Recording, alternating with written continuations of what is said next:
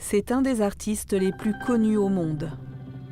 My name is Ai Weiwei. I'm an artist. Il s'empare des grandes questions de notre temps. I think we can do a lot if we open our heart, if we understand philosophically what refugee is about. C'est le plus célèbre dissident chinois. You're not allowed to talk. I'm on probation. Harcelé par la police qui a détruit son studio à Shanghai, il a été incarcéré avant d'être contraint à quitter son pays car il se sentait menacé. I just have a book come out, 1000 years of joys and sorrows. Ses mémoires racontent la vie de son père, la sienne et 100 ans d'histoire de Chine.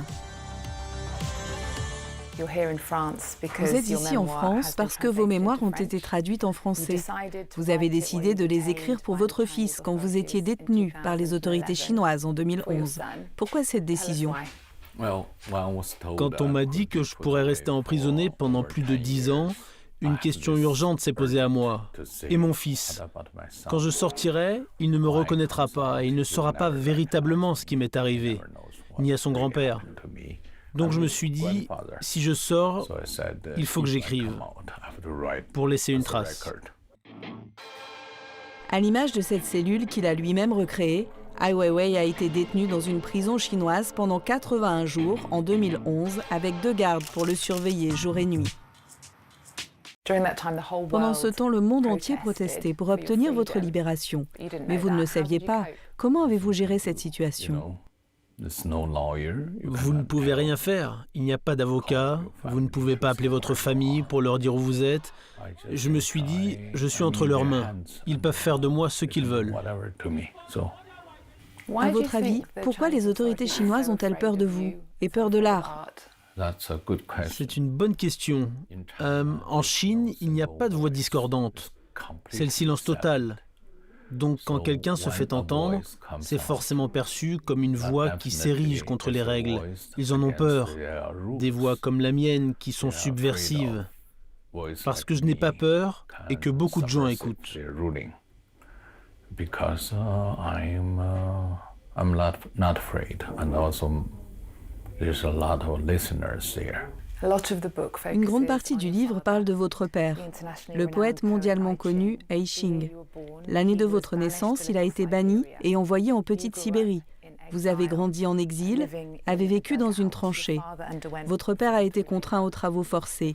Il lui fallait porter un bonnet d'âne, nettoyer les toilettes publiques. Il n'avait pas le droit de lire ou d'écrire. Il a dû brûler ses livres. Quel effet est-ce que ça a eu sur vous ? Il a passé environ 20 ans en exil. C'était notre vie. Personne ne pensait que le Parti communiste allait nous laisser vivre à nouveau comme des êtres humains normaux. Donc, fort de cette expérience que j'ai vécue, je comprends la condition humaine.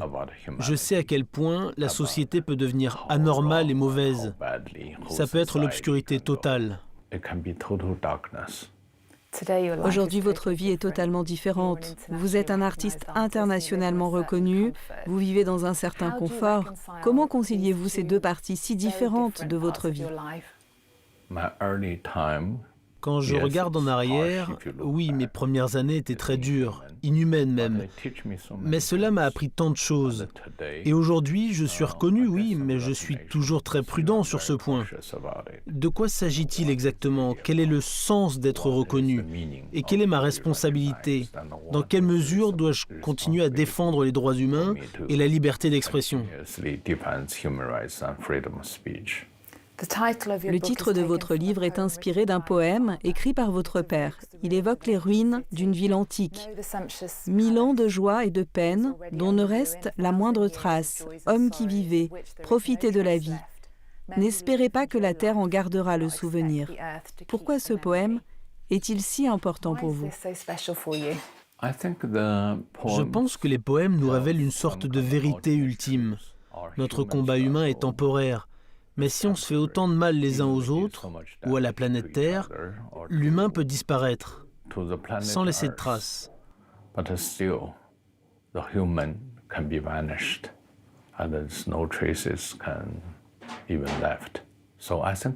Je pense que c'est une leçon importante, que notre vie est précieuse et pas éternelle. Donc il faut trouver un moyen de lui donner du sens. Quand la Chine s'est ouverte dans les années 80, vous êtes allé vivre à New York où vous avez vécu pendant 12 ans. Comment cette expérience a-t-elle changé votre vision du monde? J'étais excité, mais j'ai également perdu mes illusions sur l'Occident, sur le capitalisme extrême et son mode de vie effréné. Je cherchais une destination après avoir quitté la Chine, mais je n'ai pas eu l'impression d'appartenir à cette société. Donc je suis redevenu solitaire. Vous êtes-vous senti plus libre? La liberté est un mot souvent utilisé. Oui, vous êtes libre. Il n'y a pas de police qui vous recherche. Vous pouvez voir qui vous voulez et les gens s'en fichent.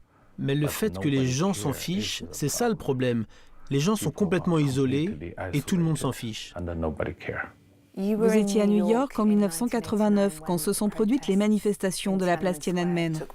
Dans votre livre, vous écrivez « Les jeunes gens en Chine aujourd'hui ne savent rien du tout des manifestations étudiantes de la place Tiananmen en 1989. Et s'ils en savaient quelque chose, ils s'en moqueraient sans doute parce qu'ils apprennent la soumission avant même d'avoir acquis la faculté de douter et de discuter des idées reçues. Comment les Chinois ont réussi à effacer cette mémoire ? » Je pense que le gouvernement chinois est celui qui réussit le mieux à falsifier l'histoire, à cacher les faits ou effacer des preuves. C'est ce qu'ils font depuis des décennies. Avec des films sur le sort des réfugiés, mais aussi sur la pandémie de Covid-19, le travail d'Ai Weiwei est devenu une quête de vérité et de liberté. En 2008, il s'est donné pour mission d'identifier plus de 5000 enfants morts dans le tremblement de terre du Sichuan. Vous dites que c'est à ce moment-là que d'artiste, vous êtes devenu militant. Quel regard portez-vous sur ce double engagement ?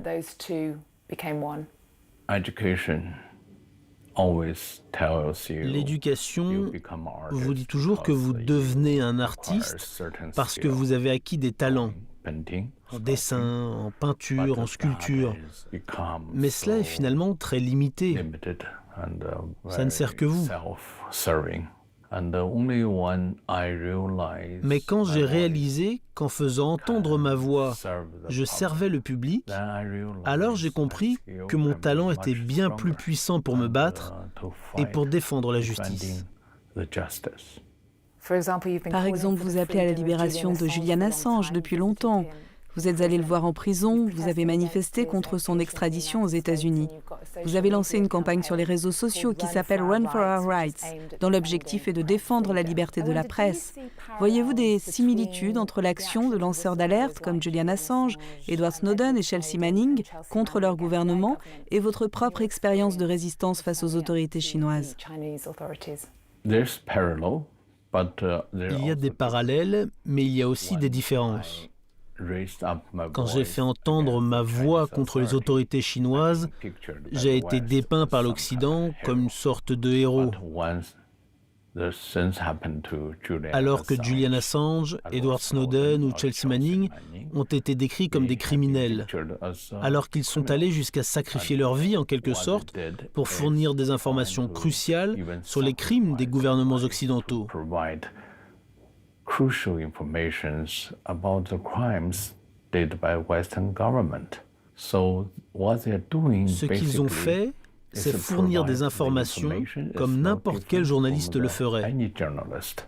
Même si beaucoup de médias en Occident ne soutiennent pas toujours cette valeur cruciale du journalisme. Avoid to support this very crucial value of journalism. Votre père a été envoyé dans un camp de travail dans la région du Xinjiang, là où aujourd'hui les Ouïghours sont envoyés dans des camps de travail. Certains pays occidentaux ont appelé cela un génocide. Quelle est la responsabilité de l'Occident quant aux droits de l'homme en Chine ? L'Occident doit considérer les droits de l'homme comme la seule valeur qu'un État, une religion ou une idéologie doit protéger et les défendre sans jamais trouver d'excuse de ne pas le faire. L'Occident a deux poids, deux mesures et sélectionne ses causes en fonction de ce qui pourrait lui servir.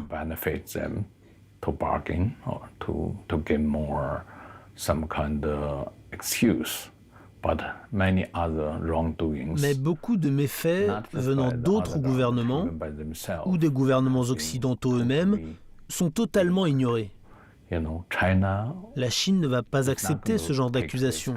Ça ne marche pas comme ça.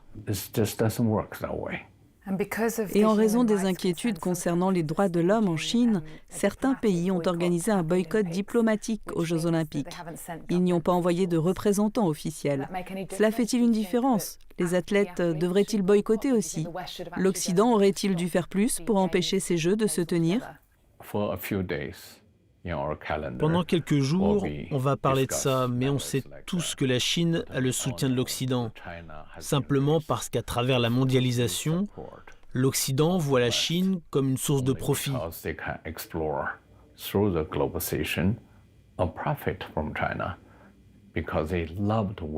Les Occidentaux aiment travailler avec des régimes autoritaires qui ne respectent pas les droits des travailleurs, ni les droits de l'homme. C'est une situation idéale pour l'Occident. Ils n'ont jamais voulu que la Chine devienne une démocratie, qu'elle devienne comme eux. Ils ont manqué cette occasion. Donc tout cela est très hypocrite. Ce boycott, c'est une blague. Vous ne boycottez pas une compétition sportive. Il y a tellement d'autres choses que vous pourriez faire. Toutes les grandes multinationales sont implantées en Chine et font d'énormes profits. Pourquoi ne boycottent-elles pas la Chine ? Pourquoi boycotter une compétition sportive? C'est ridicule. Et la Chine ne le voit que comme un signe de faiblesse de l'Occident, qui n'est plus capable de défendre ses propres valeurs.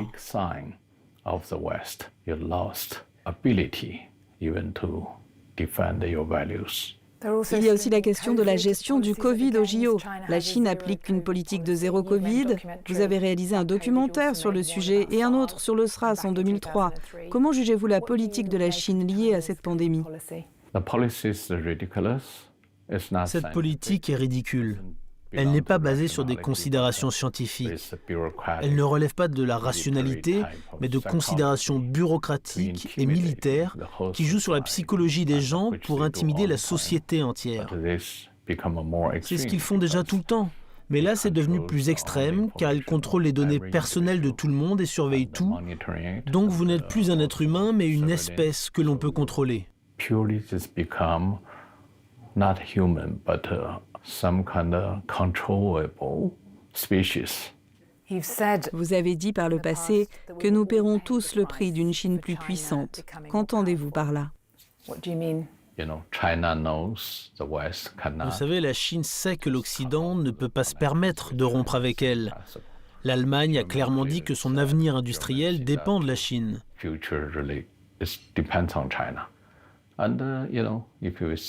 La France, le Royaume-Uni, leurs officiels, quand ils vont en Chine, on voit bien à quel point ils aiment lécher les bottes de l'empereur pour décrocher des contrats, vendre des avions de combat ou quoi que ce soit. Mais la Chine est tellement plus forte à ce jeu, le jeu de l'argent. La Chine est riche, puissante. Elle peut prendre des décisions rapidement. Ah ouais. Aujourd'hui, vous vivez en exil au Portugal. Vous avez quitté votre pays quand votre passeport vous a été rendu en 2015. Vous n'avez pas été banni. Vous y retournerez? J'ai toujours envie de retourner en Chine. Je peux rentrer demain si je veux. Mais je ne pourrai jamais être sûr de pouvoir sortir à nouveau. Vous pourriez ne plus jamais entendre parler de moi. Comme une étoile dans le ciel ou un arbre dans un champ, il m'a aidé à piloter ma barque dans une direction qui était totalement mienne. C'est ce que vous écrivez au sujet de votre père. Qu'aurait-il pensé de votre succès? Je ne pense pas que mon père s'en serait soucié. Il pourrait même ne pas aimer mes œuvres d'art. Mais cela n'est pas grave. Nous sommes les représentants de deux générations très différentes qui doivent faire face à des problèmes très différents. Ce livre est dédié à votre fils. Qu'est-ce que vous imaginez pour lui? Davantage de joie ou de peine? Mon fils a eu 13 ans il y a quelques jours. Il déborde d'énergie, il est optimiste, a des opinions sur ce qui l'entoure, ce qui me rend très heureux. Mais ça ne m'empêchera pas de m'inquiéter. Même s'il grandit aussi dans un monde très différent du mien ou de celui de son grand-père. Ai Weiwei, merci beaucoup. Thank you. Merci.